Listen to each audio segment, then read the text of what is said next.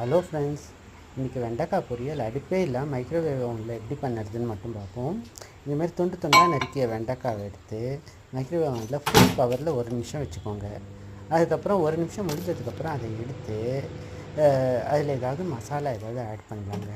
எனக்கு வந்து இந்த மேகியோட மசாலா மேஜிக் ரொம்ப பிடிக்கும். நான் அதை ஆட் பண்ணிப்பேன். ஆக்சுவலாக நீங்கள் எந்த மசாலா வேணால் எடுத்துக்கலாம். அது பெய்ட் ப்ரமோஷன் கிடையாது ஃப்ரெண்ட்ஸ். அதுக்கப்புறம் அதில் வந்து நல்லெண்ணெய் ஊற்றி அதுக்கப்புறம் கொஞ்சம் தண்ணி ஊற்றணும். ஏன்னா மைக்ரோவேவில் எல்லாமே கொஞ்சம் காஞ்சிடும். அதனால் கொஞ்சம் தண்ணியை ஊற்றி நல்லா வேக வைக்கணும். ஸோ அதனால் நம்ம என்ன பண்ண போகிறோம்னா நல்லெண்ணெயை ஊற்றி அதுக்கப்புறம் கொஞ்சம் தண்ணி ஊற்ற போகிறோம். அது நல்லா வெண்டைக்காய் வந்து வயிற்றுக்கு ரொம்ப நல்லது.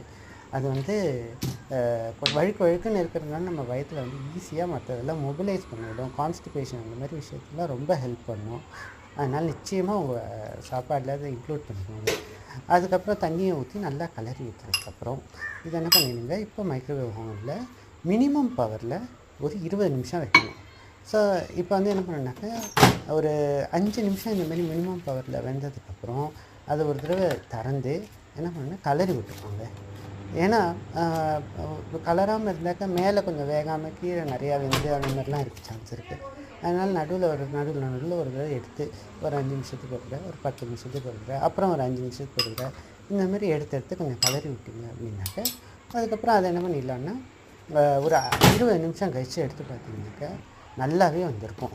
அதுக்கப்புறம் அதை வந்து கொஞ்சம் தயிர் ஊற்றி ஒரு லெவலுக்கு நல்லா இன்க்ளூட் பண்ணிக்கலாம். இல்லாமல் கூட இன்க்ளூட் பண்ணிக்கலாம்.